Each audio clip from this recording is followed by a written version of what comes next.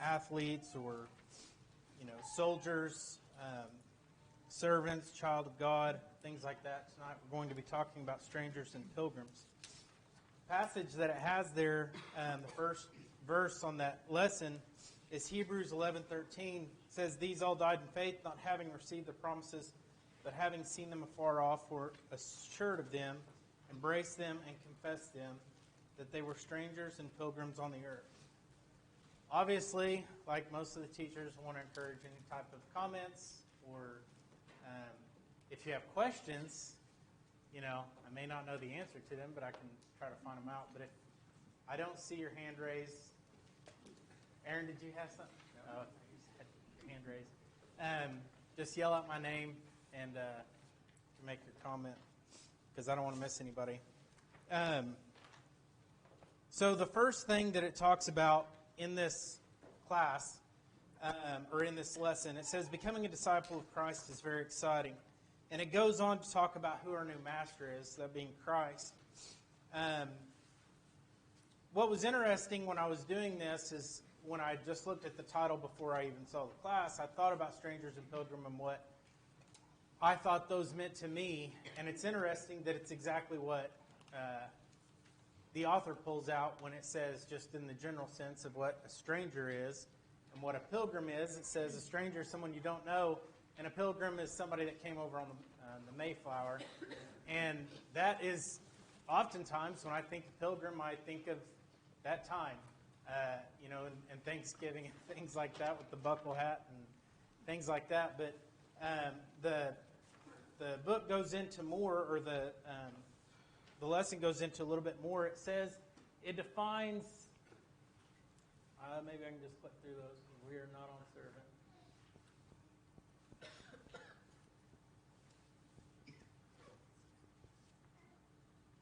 Maybe. There we go. Okay. So stranger, translated from the Greek word xenos, which literally means a foreigner. And then pilgrim comes from, says, thus a stranger is one who is out of his own country, someone who is in a foreign land. And then pilgrim, translated from the Greek word parademios, parapidemos, you get the drift, which refers to a resident foreigner, one who lives among a people who are not his own. This person does not have the rights of a citizen, nor is he seeking a permanent residence. Well, obviously this class is not about details regarding citizenship in the United States or any other country. So the purpose of this is how we as disciples of Christ are strangers and pilgrims.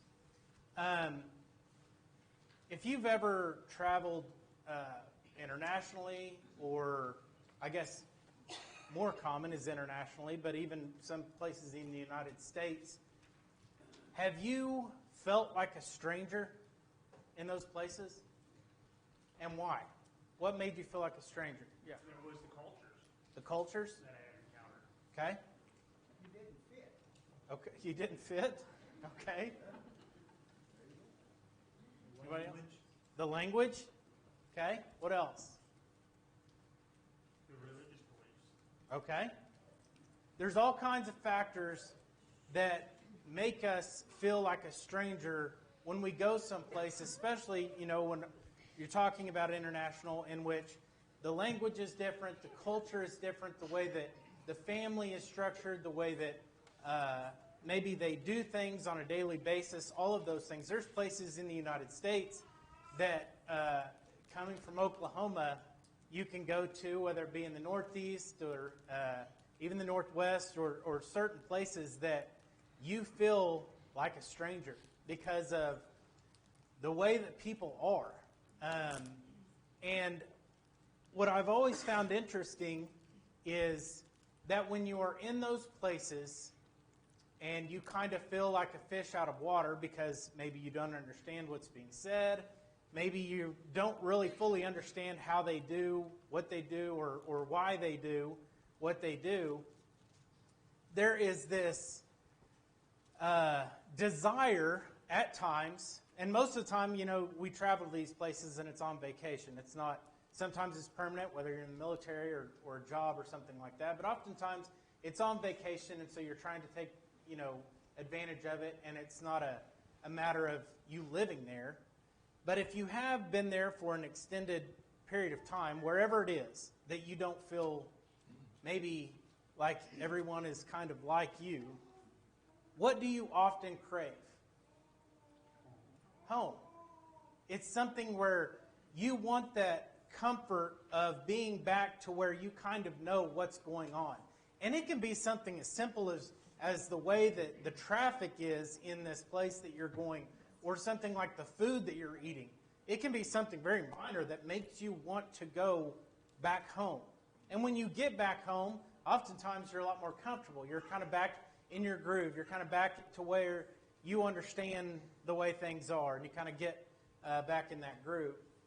But the point of this lesson is to express that mindset of being a stranger, to a certain degree, is the way that we should feel in this world.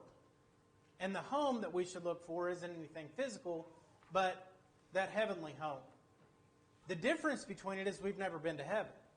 We know where our home is here, and we're comfortable with that. But we've been told what heaven's going to be like. And just like the example, I guess we'll get to it a little in a minute, of Abraham, he hadn't seen the land that he was going to, but he was promised. And so, as we live our life, as strangers and pilgrims in this world, our goal is to get home.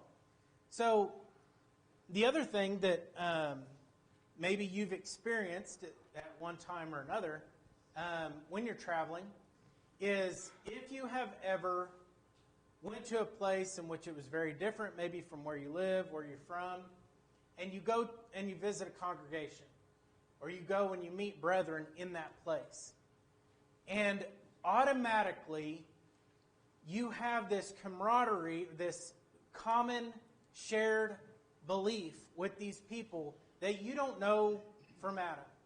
But yet you have this understanding that you almost feel more comfortable being around them. Because wherever they may live, however the culture is around it, when you go and you are able to meet with other brothers and sisters in Christ, there is a certain degree of comfort that you experience. And I think that if anybody has done that, you know what I'm talking about.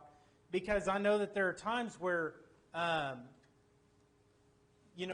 there's a relief that happens when you can be with people that are like you. And what we should share more than anything else is that common hope, that common faith in Christ, and our goal to get to heaven. It talks about the first example, really, that we have of someone being a stranger in a strange land is the story of Abraham and Sarah. In Genesis chapter 12 and verse 1 is where the Lord told Abram to, in so many words, pack up your things, leave your father, leave your household or your land, and go into this place that I'm going to show you. And he makes these promises to him about what that's going to be. And Abram at the time, does that. He packs up his belongings and he heads to this land that he doesn't know. It says, and I think this is question 3, how does Abraham view his relationship with the citizens of Canaan? And if somebody will turn to Genesis chapter 23 and verse 4 and read that when you get there. I am a foreigner and a visitor among you. Give me property for a burial place among you, that I may bury my dead out of my sight. Okay. It says in the book, he realized he was not one of them, and he never tried to become one of them. It goes on and it says, and I'm on the second page of this lesson, the Bible calls us disciples to have the same attitude towards our relationship with this world. We are out of our own country in this world. We are not citizens. We are seeking a permanent place to call our own, nor are we looking to fit in with those around us. We are passing through, seeking a homeland after this is over. So when, let's say that in this country, and I'm not saying that you know the exact details of someone's citizenship or whether or not they're actually, they're here on a visa or things like that. What are some characteristics you can tell of somebody that you would consider to be a stranger in this land? It kind of goes to what we were talking about in others, but we've seen neighborhoods develop. Little Italy or Polish community or Chinatown where you can surround yourself by people that speak your language and that know your culture and where you feel at least somewhat at home. And it seems like that's something, that clustering of common people seems to occur in a lot of cities. yeah, that's a good point. And I think that that's interesting that sometimes people, and I understand the reasons why certain people may come to the United States. And this isn't a political discussion at all about anything along those lines, but they come here and oftentimes they like to establish those things that make them comfortable, those things of home. And so they develop these places. And oftentimes it's kind of just because so many people congregate in this area and that's the way it becomes. The food that they enjoy, the food that they know how to make because it's their family has always made these things, and so restaurants open with these types of things, and religious places, congregations, or different things that are much like where they came from. But we can usually identify someone who maybe isn't necessarily a United States-born citizen because of these attributes that we see when we travel ourselves. Those things that the things that they wear maybe that are cultural or the way that they talk, certain characteristics of their family and things like that. But there are certain attributes that people have that stand out. And the reason I even bring this up, why do you think I'm bringing this up? In the sense of what we are supposed to be as Christians. We're supposed to stand out to a certain degree. We're supposed to be different. Now, there are people that, and I can't judge their heart. I don't know, maybe the reason why some do this. But I think that there are people that maybe take the idea of being different to a certain degree to where that is the emphasis of what they're trying to show. Is that they're different, but not for the reason of being obedient to Christ. You see some characteristics, and I think Jeremiah has talked about this in a lesson before, but that the idea of looking or appearing in some way in the way that you carry yourself or the way that you show yourselves to others, in which you are trying to get attention based on maybe your physical features. People that try to get rid of everything they own and live in a certain degree of poverty to show that the materialism is not what this life is about. Yes, that's a true point, but there's also passages that talk about us, being stewards and taking care of those things. Yeah. I think a big part of striking that balance you're talking about is the giant differences are differences in law. What we're amenable to, what we're going to submit to, and that would look different in the physical aspect, because if you break the law as a foreigner in American soil, you're going to be prosecuted. It might have some differences, whatever. But here we have heavenly law, and so the government allows for promiscuity and alcohol and all those other kind of things, legalizing marijuana now and stuff. And the reason why we don't do it is because of the dictates of heaven. And so if you're just being different as a byproduct of submitting to heaven's rule, then you're going to, like Paul said in 1 Corinthians 9, also become all things to all men within law. And so you're not going to just be different for the sake of different, but different because Christ is setting you apart. You're not setting yourself apart. It's you submitting a really good point.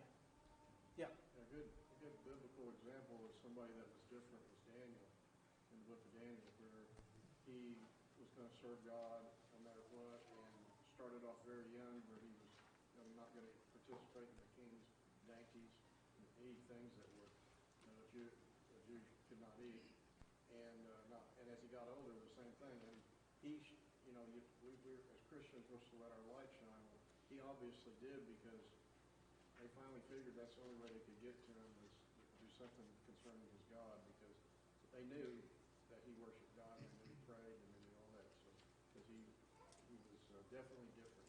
Yeah.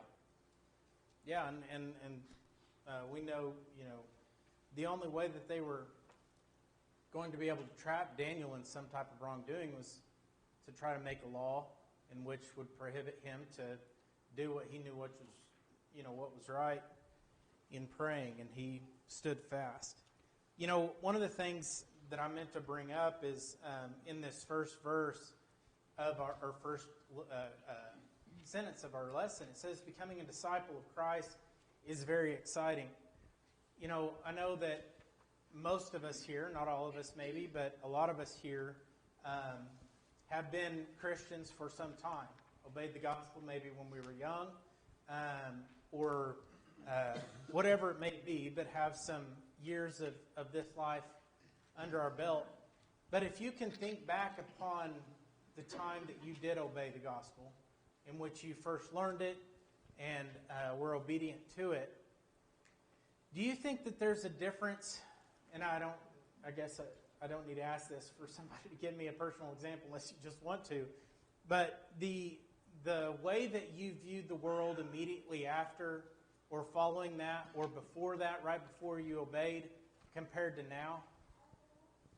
And the only reason I ask that, I guess from personal experience, there's a certain degree of, I guess, comfort that I have, at times kind of gotten away from that passion and that excitement that I had when I once obeyed. And I think that it is, especially where we live in this country, with the blessings that we have, it's very easy to do. We're blessed with so many things, and we're all so busy. I mean, everybody here probably could show me their calendar of all the things that they have scheduled for the rest of this year, and it's February, of different things that you have planned, whether it be trips or different things. And all of those things, maybe in and of itself, aren't necessarily bad, but they can distract us from, what we should be doing as Christians. And I know that whether we talk about these things, I don't think I need to preface this over and over again with you guys, but, these things in and of themselves may not be bad. I'll just say that.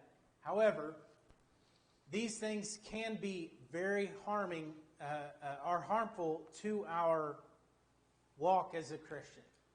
And when any one thing can become a deterrent, the devil's going to use that, whatever it is. Maybe it's something as wonderful as family, or our jobs, or whatever it is that we think that we are doing that is proper, can cause us to slowly slip away from being as diligent as we should. We may not sin in the sense of, somebody that's continuing in worldliness or wickedness in one way or the other. But I don't think that I have to tell anyone here that if the devil can find any avenue, any weakness, he will take it and he will capitalize on it, and he will do whatever he can to bring you down. And whatever that might be, and it may be something that started off very innocent, but it's kind of taken over. So that excitement that we once had, and we've talked about this before, whether it be in lessons or maybe sermons we've heard, but that passion that we had, we have to find a way to get back to it. And whatever that may be, and I don't know, I can't say for everybody this is what you have to do. I think for everybody it's a little bit different. But it really just comes back to this. However it happens, it has to come back to this. Because you may find different avenues. Somebody may be enjoy sitting down with the actual Bible. Somebody may like to listen to it better. Somebody may find their strengths in other ways, whether it be visiting people or things like that, to try to reinvigorate that passion that we once had. Does anybody have any comments or questions on that? Yeah. So, two things that come to my mind when you talk about that is, one is something teaching our children is that while it may be legal, it may not be right. And I think that was to Jeremiah's thought about that with the scripture. And I think that Satan's using that. It's legal, so it's okay. Well, no. Just because it's legal does not mean that it's right. And so being able to go to God's word for that. The second thought that I continue to think about is we had the opportunity to visit with Lydia today, and Lydia was talking about temptation, and pretty much asked the question: do we understand how challenging temptations are in high school? And I started kind of giggling, and I see you guys giggling too, and I'm like, yes, and I said, there's not a single place that you can go in the world where there's not temptation.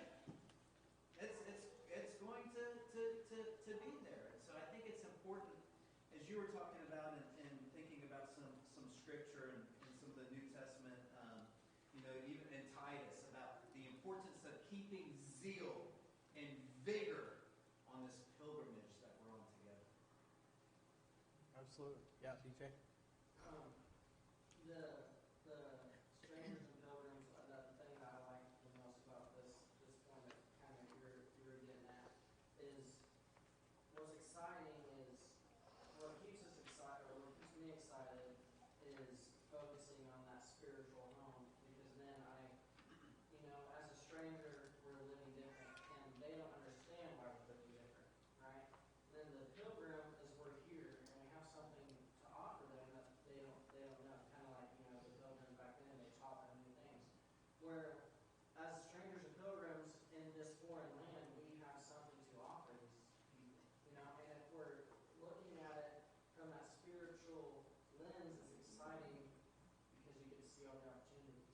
And so it's not necessarily, we're not strangers and pilgrims like, when you go to New York City, you don't really want to see the cool things. We're there trying to influence these people of God's ways. And often I have to remind myself in my conversations that that's the soul, and we have something to offer them. It is Christ's word, but that's why I kind of like the pilgrim word. Yeah. Anybody else? Yep. I kind of agree with what you were alluding to.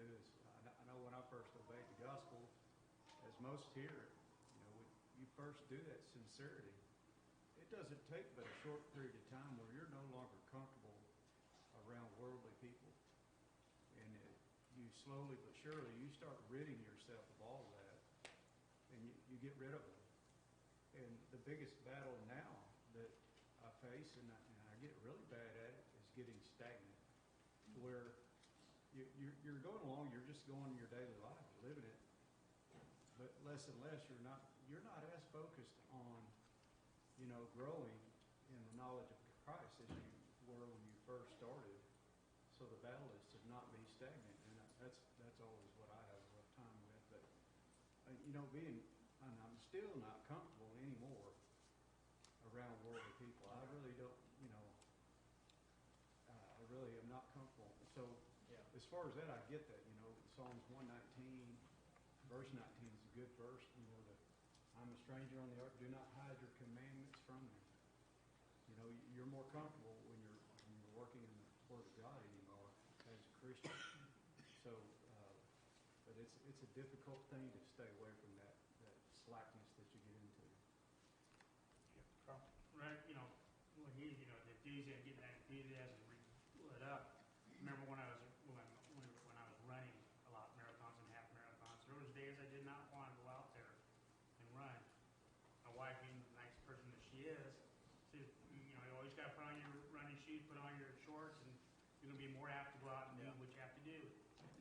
me when I'm on my low points spiritually is that's when I got to pick up my Bible, read my Bible, contact Jeremiah, contact you, whoever I need to contact to get myself regenerated, move on, so I can't go out in the world. Even I agree, I don't like going out in the world either, but it is what it is. Yeah, and I think,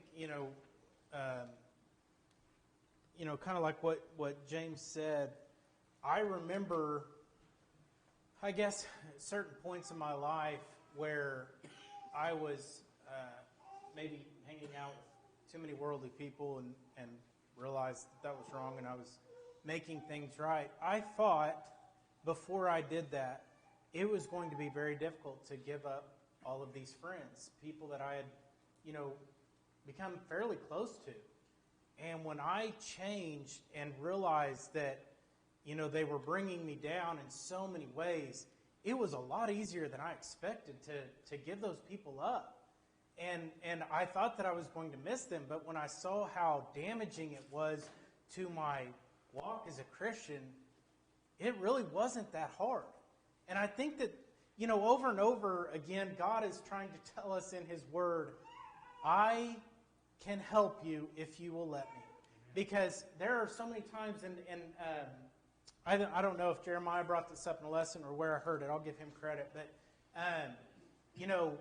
sometimes we talk about wanting growth, but yet we feel like we need to get to a certain degree before we start opening the Bible because we know what we need to do. And what God is saying is that if you immerse yourself in my scriptures, that growth will come. We talk about these habits of trying to read the scriptures and study more. Well, sometimes maybe that's where you just need to start.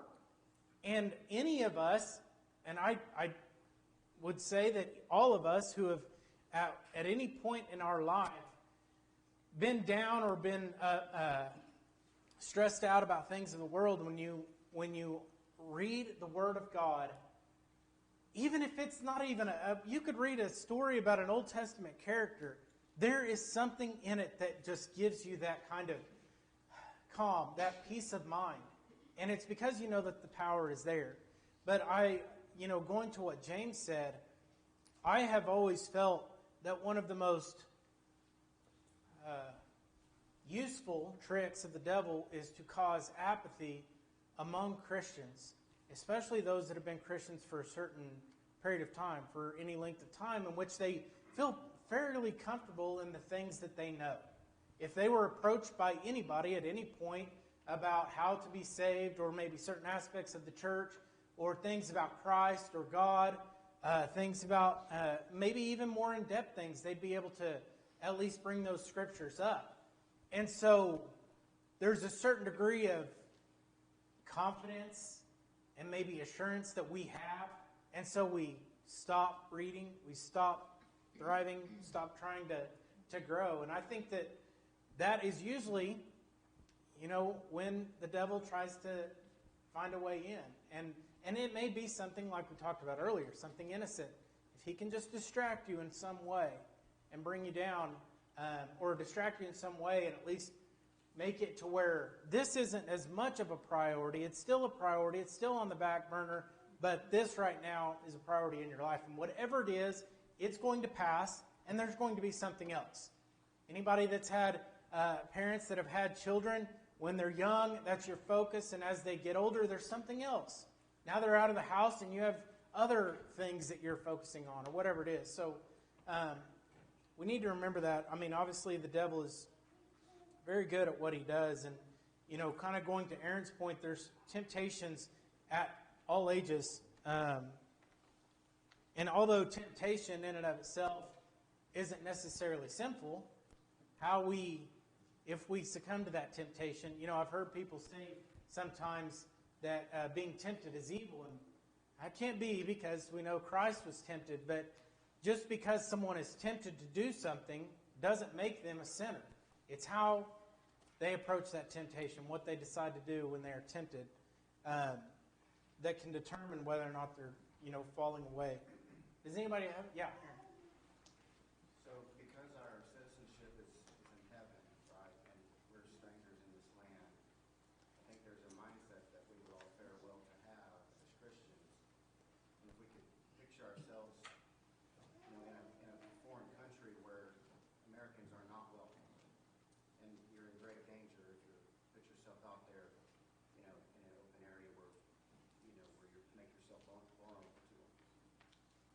so you are not welcome there. So if you put yourself out there, they'll kill you.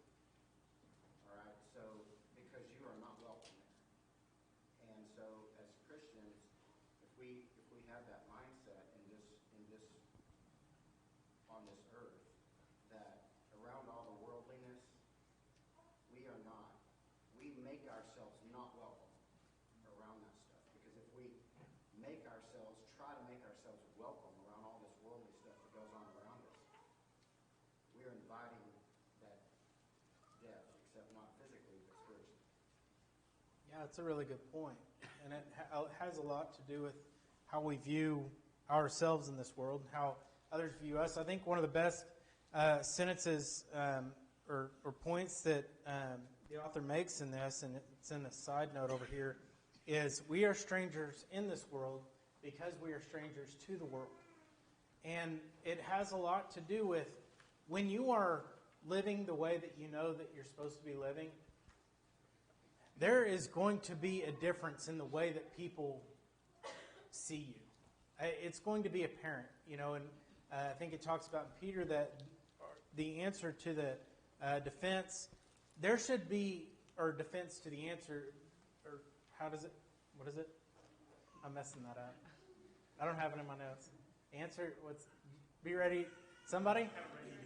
Okay, there you go. So we need to be ready. But there's an aspect of our lives in which I think that we notice this sometimes, especially when we are at our strongest spiritually, as strong as we can be at that time, that we will see a difference in the way that people act around us. I think most of us here probably have had an experience in which they know that we are Christians, and so they, even out of kindness, they abstain from doing certain things in our presence. There's a deeper issue there than just doing it in our presence, although we appreciate that, and I think that that's good. But the point is, it can't just end there and just say, don't do it around me. The point has to be to where we try to explore that further with that person and say, well, why do you do that? Or, I'd like to discuss that with you. Yeah. Sorry. No, you're... To that point, that means you're doing something, you're living evidently to Christ the way they know. Right. And yeah, and like you said, we shouldn't be satisfied with that, but at the same time, if that's not happening, you might want to see if you're being a stranger, Yeah. And you've heard it before that if the people that you are around all the time, if they found out that you were a Christian, would they be surprised? Is it something that they'd be like, really? I didn't see that. I mean, I thought that they were morally a good person, but what do you mean a Christian? What makes them, because, and I'm not saying necessarily sinful. I'm talking about things that we discuss, things that are important to us. It can be something as minor, and in the world that we live in today, that's one of the things that I've thought about is, as wicked as the world is getting, it doesn't even take as much as I think it used to for Christians to stand out. Our opportunities that we have of discussing these things or being spiritually minded around people is fairly apparent. I know where we live, and I'm thankful to live in this state. I think that there's a lot of benefits to living here. But, if you've, like we talked about, if you've ever traveled or went somewhere, there are some places even within the United States that are mind-boggling of the wickedness that they accept. And we see this all the time on the news and things like that. But what are we doing about it? We can't just go and try to keep our head buried in the sand and try to get through it, because we won't be able to.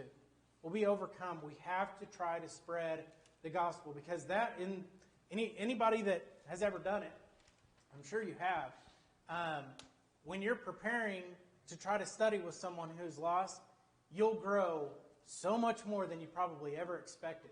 When you're trying to prepare to teach someone the truth, oftentimes you'll discover some things for yourself.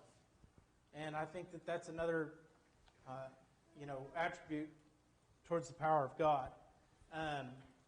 So you know, the first thing that it brings. Well, luckily, see, Jeremiah only spent 1 week, one class period last time, so I get 3. That's what I told him, and he said, I don't think so. So, but I think we can get through these. A lot of these things that are kind of redundant to what we've discussed. The first point that it brings up is disciples have been called out of this world and made citizens of a heavenly kingdom. Somebody turn to Colossians 1:13, and somebody else turn to Philippians 3:20. And whoever gets to Colossians 1:13, if you'll read that. He has delivered us from the power of darkness and conveyed us into the kingdom of the Son of his love. And then Philippians 3:20. I'm going to pick. Our citizenship is in heaven, from which we are also eagerly wait for the Savior, the Lord Jesus Christ. Thank you. Thank you, DJ, not Colby. So yeah, our disciples, or our citizenship is in heaven, like kind of what Aaron was talking about.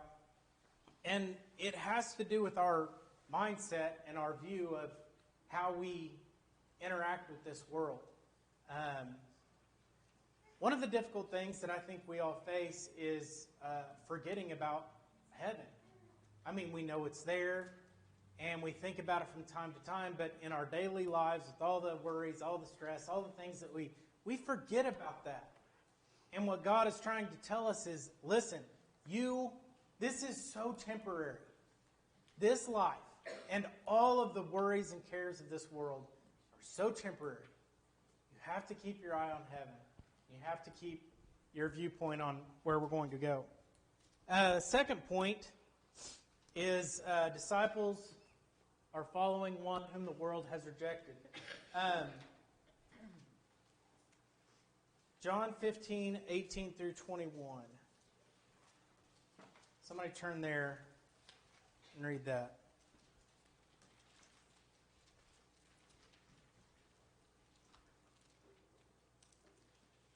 Maybe somebody hasn't read yet.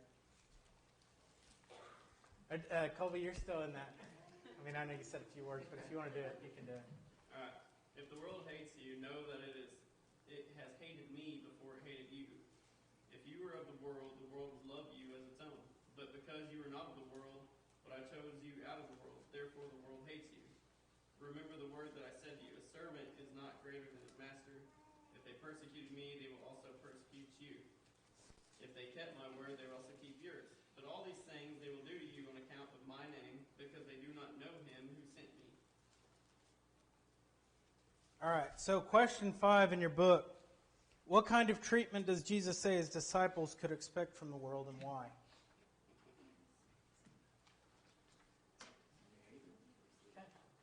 That we would be hated, that we would be rejected. And I think that, we should expect this because this is exactly what happened to Christ. Yeah. If somebody's sitting in the audience and thinks this lesson is a little extreme, pull up clips of the Grammys this weekend and some of the things that people are saying about conservatives that don't approve of some of the things that are being said. Yeah. I mean, we didn't, of course, watch it, but heard about it and pulled up. Didn't click on anything, but there's people wearing horns and fire everywhere, and then the articles about it are, conservatives or this, and it's just crazy. And 5 minutes after our conversation about that during dinner, me and Lori, I picked up this lesson right here and started studying Monday, and I'm like, wow. It really hit home. Yeah, I've seen some of the things about, I don't even know where to start. And honestly, I don't really even, I don't know. It just, even what they even consider conservative is far-fetched, many times. But yeah, there's certainly some wickedness, in this world, for sure.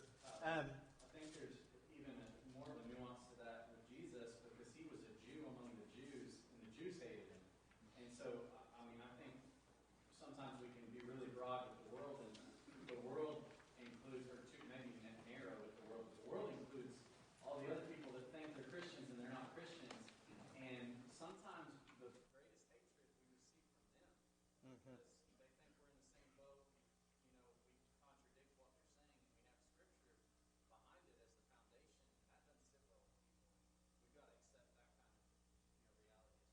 Yeah, it's a really good point. All right, we'll end there, and we'll take up there on Sunday, Lord willing. Appreciate your comments and